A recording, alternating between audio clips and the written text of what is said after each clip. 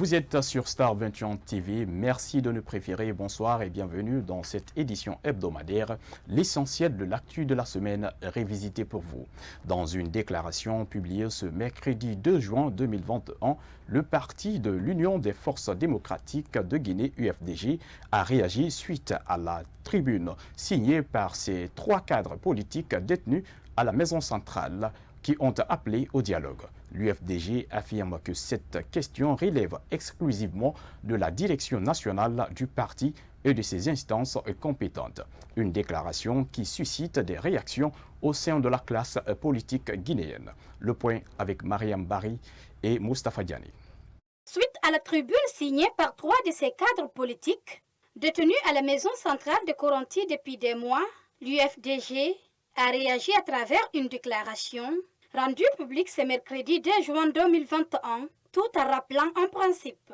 Le parti du principal opposant d'Alpha Condé, Cellou Dalein Diallo, affirme soutenir l'appel de ses responsables. Par contre, la direction du parti précise que le parti reste sur sa position en ce qui concerne le dialogue politique. Nous pensons que un dialogue qui doit donc discuter du fauteuil présidentiel, de qui entre Cellou Dalein et Alpha Condé doit occuper ce fauteuil présidentiel, doit être au-dessus d'Alpha Condé qui est lui-même de manière concrète partie prenante. De l'autre côté, ces membres du bureau exécutif du bloc libéral pensent que la déclaration de l'UFDG est inopportune. Les gens commencent à se rendre compte que l'évidence actuelle est que les gens aillent autour de la table. Je ne veux pas trop commenter les décisions de l'UFDG, mais je pense que si moi, étant membre du BL, si j'étais à la place de Ousmane Gawal ou bien de Chérif Ba ou je ne sais qui, je pense que le BL n'aurait pas réagi comme ça. Le BL aurait compris qu'il est nécessaire que moi je recouvre ma liberté. Pour une sortie de crise politique en Guinée, Alpha Condé doit renoncer de manière irréversible à son 3e mandat, confie ce cadre de l'UFDG. S'il y a débat, le débat se tiendra pour discuter qui doit occuper le fauteuil présidentiel. M. Alpha Condé est complètement hors du système parce qu'il a fini d'épuiser son droit constitutionnel de 2 mandats. Il a été un intrus parmi les 12 candidats. S'il veut aider la Guinée, qu'il renonce à cette affaire et que le débat sera plus serein. A rappelé que ces détenus politiques, à savoir Chérif Ba, Ousmane Gawal Diallo, Cellou Baldé et tant d'autres, séjournent en prison depuis plus de 8 mois maintenant.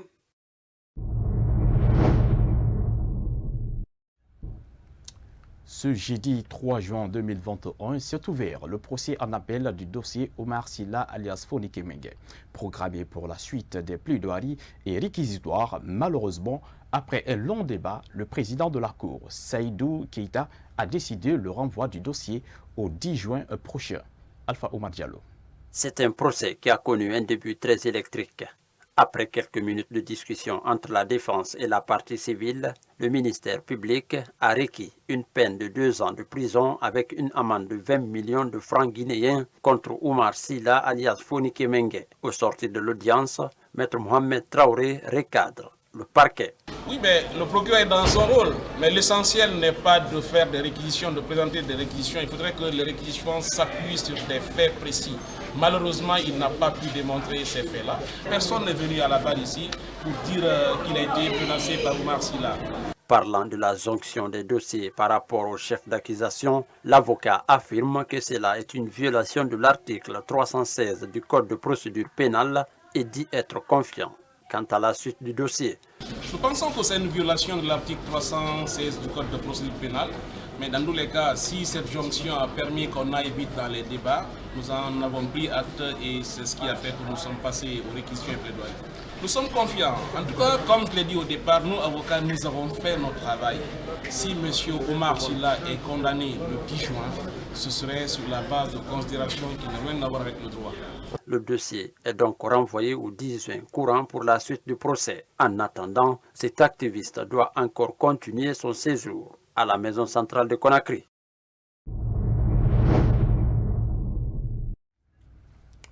Le verdict dans le procès opposant Dame Kadiatou Biro Diallo à Ousmane Diallo dit Nieloy est tombé ce jeudi 3 juin 2021 au tribunal de première instance de Dixine. Reconnu coupable des délits de menace de mort réitérés, le militant du parti au pouvoir a été condamné à 5 ans de prison ferme et d'autres interdictions civiques.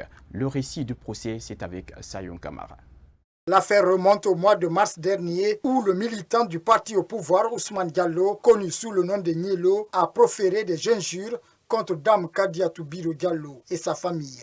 Un acte qui a irrité la colère de la fille de l'ancien président de l'Assemblée nationale guinéenne, comme l'explique son avocat. D'abord, nous avons déploré l'inexécution des mesures ordonnées par le tribunal à sa dernière audience. Souvenez-vous, le tribunal avait ordonné la transcription de la vidéo incriminée. Il avait également ordonné la comparution personnelle du général Ibrahima Baldé en qualité de témoin. Et dans la même décision, le tribunal a décerné un mandat d'arrêt contre le prévenu. Ce mandat a été transmis à la brigade de recherche d'équipés qui a catégoriquement refusé de l'exécuter. Après le plaidoyer de la partie civile, le procureur a requis 5 ans de prison contre celui qui se fait appeler sur les réseaux sociaux le ministre de la Défense d'Alpha Condé. Après être reconnu coupable des faits qui lui sont reprochés, le juge Charles White l'a condamné à 5 ans de prison ferme et d'autres interdictions civiques. Au paiement de 2 millions de francs guinéens. Dans la même décision, le tribunal a décerné un mandat d'arrêt contre le prévenu. Sur la réparation civile, il a été condamné au paiement de 5 000 francs symboliques au profit de la partie civile. La publication de la décision a été ordonnée par le tribunal dans des journaux d'ailleurs qu'il a ciblés.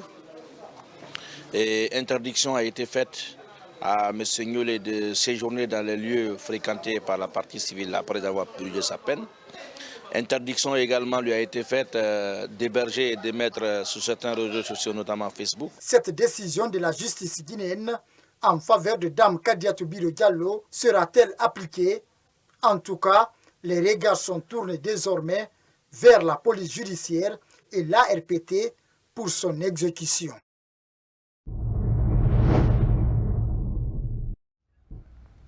Ces derniers temps, à Conakry, l'on enregistre plusieurs démantèlements des réseaux de commercialisation et de consommation de la drogue.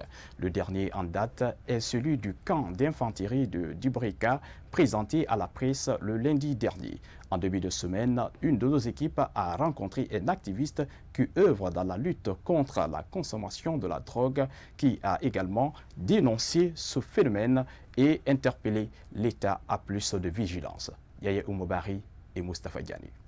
Suite à la présentation d'un réseau de vente et de commercialisation de la drogue dans un cabaret à l'intérieur du camp d'infanterie de Dubrika, les acteurs de la société civile qui œuvrent dans la lutte contre les stupéfiants n'ont pas manqué de déplorer cette situation. C'est le cas de l'activiste Yamoussa Bangoura. À Dubrika, on a appris la nouvelle qui est très triste, très déplorable, parce que quand on voit combien de fois les services de sécurité, le rôle qui leur a été confié, et dans la prévention, dans la répression de ces trafiquants de drogue et des consommateurs de drogue. Ici, nous entendons que cette quantité de drogue, ce produit illicite,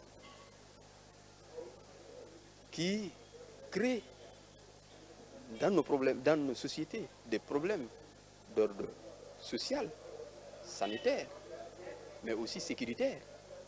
Si nous entendons que ce produit a été saisi, et pas la moindre quantité, d'une quantité de 100 kg de chanvre indien, ça nous irrite.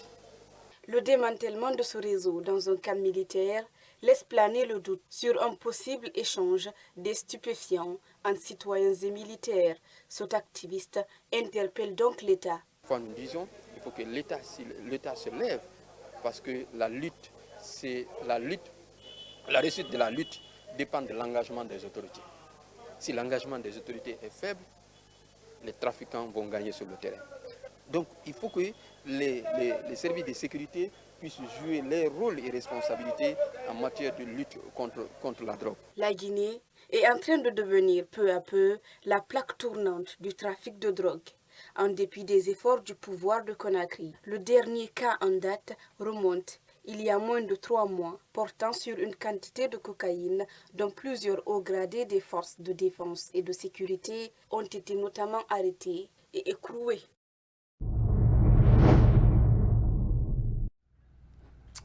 Le porte-parole du gouvernement guinéen, Thibou Camara, a indiqué lors de son compte-rendu du Conseil des ministres cette semaine que la Guinée est éligible parmi les pays qui pourraient bénéficier de visas pour le pèlerinage cette semaine. Ce vendredi 4 juin 2021, l'imam Abdallah a réagi face à cette nouvelle qui, selon lui, est réjouissante et avantageuse pour la Guinée. Reportage Kadia Toubari et Alassane Souma. Contrairement à l'année écoulée, les lieux saints pourraient être ouverts aux fidèles musulmans de Guinée pour le pèlerinage au Royaume d'Arabie Saoudite. L'imam Abdoulaye Sanko se réjouit de cette nouvelle et explique l'importance du pèlerinage. Alhamdulillah Rabbil Alamin, c'est une très bonne nouvelle. Et comme vous l'avez si bien dit, ce n'est pas encore concrétisé. Mais nous demandons à Allah subhanahu wa ta'ala afin qu'il puisse nous assister sur ce combat pour que la Guinée puisse assister cette fois-ci le pèlerinage à la Mecque. Parce que le pèlerinage est un des piliers de l'islam, en un mot 5e pilier de l'islam, qui n'est pas attribué à tout le monde. Alors celui qui arrive à se battre pour avoir la chance, alors il doit l'avoir. Avec la crise sanitaire liée à la pandémie de Covid-19, ce religieux interpelle tous les fidèles musulmans au respect strict des gestes barrières. Lors du pèlerinage aussi, ça veut dire que quand on est en plein maintenant du pèlerinage, on n'a pas le droit maintenant de faire des discussions. Et ça va nous amener juste aujourd'hui de parler quand même de Covid-19. Parce qu'il faut que les paramètres soient au moins à mesure. Quand on te dit de mettre des masques, ne dis pas passer chez toi, il n'y a pas Covid-19. Et si tu le prends à la légère et là-bas, ça ne peut pas se prendre à la légère. Et quand tu arrives à s'aimer quelques troubles là-bas, sache que tu as fait salir l'image d'où tu viens. En un mot, l'image de la Guinée. Il faut te comporter bien et il faut te mettre en conformité quand même de l'islam. Les Guinéens ont donc l'espoir d'effectuer le pèlerinage à la Mecque cette fois-ci, puisque l'année dernière, il n'avait pas été autorisé. La vindicte populaire est devenue récurrente ces derniers temps en Guinée. Le dernier cas en date est celui de Kindia, où un présumé voleur de moto a été lynché puis brûlé par la population ce mardi 1er juin 2021. Mamadi Kaba, activiste des droits de l'homme, dénonce cette attitude de certains citoyens animés de se rendre eux-mêmes justice. Bintou Souma et Alassane Souma. Ce mardi, dans la préfecture de Kindia, plus précisément au quartier Fassa École, un présumé voleur de moto a été lynché puis brûlé vif par des jeunes en colère. Une situation qui ces derniers temps se fait remarquer un peu partout en Guinée. Cet activiste défenseur des droits de l'homme explique quelques raisons qui créent le sentiment de se rendre justice chez les populations. Une rupture de confiance entre les populations et le système de justice. Les populations, quand un malfrat est arrêté, quand les populations les mettent à la disposition de la police ou de la gendarmerie, quelques jours après, vous voyez les mêmes personnes déambuler dans le quartier comme s'ils n'avaient rien fait. Alors désormais, quand la population met la main sur un individu, les populations préfèrent s'en débarrasser définitivement pour 2 raisons. La première, tout le monde se sent en sécurité après qu'il ait été, par exemple, brûlé vif. Deuxièmement, ça préserve les gens des dépenses onéreuses, n'est-ce pas, de notre système de justice. Malgré tout, la vindicte populaire reste anormale car elle constitue un délit et un crime, souligne Mamadi Kaba. Pour l'ancien président de l'INIDH, la solution n'est pas de faire des représailles contre cette population, mais il faut une réforme institutionnelle. La solution durable consiste à réformer les institutions impliquées, n'est-ce pas, dans le système de justice et que les décisions soient appliquées correctement à la faveur, n'est-ce pas, des justiciables. Si ce n'est pas le cas, je vous assure, de plus en plus, nous nous rapprochons vers une rupture systématique entre le système de justice en particulier, mais l'État en général et les populations. C'est par ce seul moyen qu'on amène les populations à faire confiance à la justice et à renoncer à la vindicte populaire. A rappeler que ces derniers temps, le lynchage est devenu récurrent à l'intérieur du pays ainsi qu'à Conakry.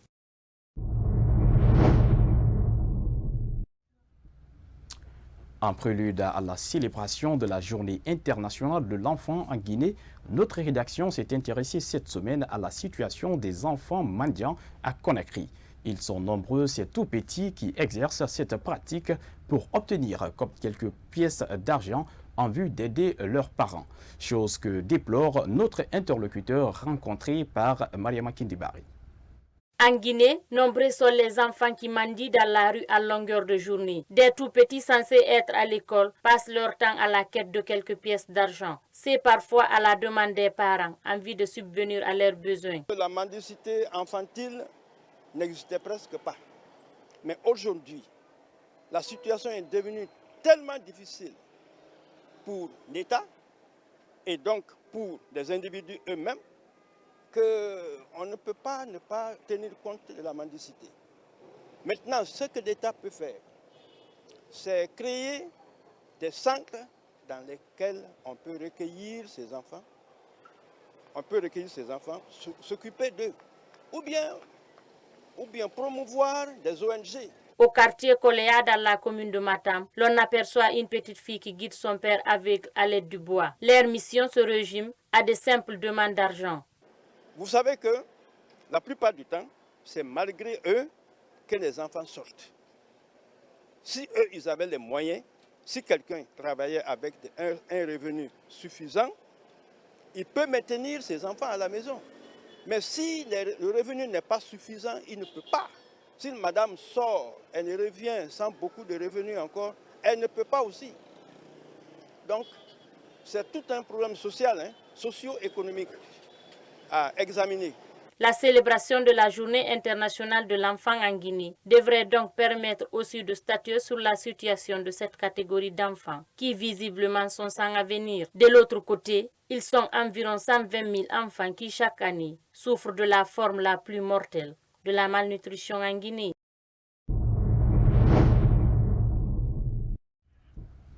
Un mot de sport pour boucler cette édition hebdomadaire. Les clubs de la division nationale ont fait une déclaration ce jeudi 3 juin 2021. Ils s'indignent face à la crise qui secoue la Fédération guinéenne de football et pointent le doigt accusateur aux membres de la commission électorale et celle de recours. Ibrahim Diallo pour le reportage. Depuis plus de 2 mois, une crise mine la Fédération guinéenne de football. Une situation qui ne laisse pas indifférents les acteurs du football guinéen, notamment le collectif des clubs de la division nationale qui ont fait une déclaration ce jeudi. Aujourd'hui, nous sommes tous réunis ici dans le cadre de la défense des intérêts supérieurs du football guinéen, eu égard du danger qui nous guette, mais aussi la menace de sanctions qui pèsent sur le football guinéen, interpelle tout bon Guinéen de privilégier l'intérêt supérieur de notre football. Les présidents des clubs de la division nationale s'indignent face à cette crise qui traverse le football guinéen. Ils pointent un doigt accusateur aux membres de la commission électorale et celle des recours. Les membres des commissions électorales et électorales de recours, par leur agissement et leur complaisance, ont montré leurs limites, leur incompétence et voire leur amateurisme dans le travail qui leur a été confié. Il déplore également les agissements de certains dirigeants qui n'honorent pas le football guinéen. Notre football est malade. Malade de ces dirigeants qui ont foulé au sol toutes les valeurs dignes d'une association nationale. La situation actuelle de notre football doit interpeller tous les dignes fils de notre pays en général et les acteurs du football guinéen en particulier. Le collectif des clubs de la division nationale demande leur réintégration comme membres statutaires avec droit de vote. Ils sont 15 membres sur 20 à signer cette déclaration. C'était tout l'essentiel de l'actu de la semaine à révisiter pour vous. À tous, merci de l'avoir suivi. Surtout, prenez soin de vous, car chaque jour est une vie. Au revoir.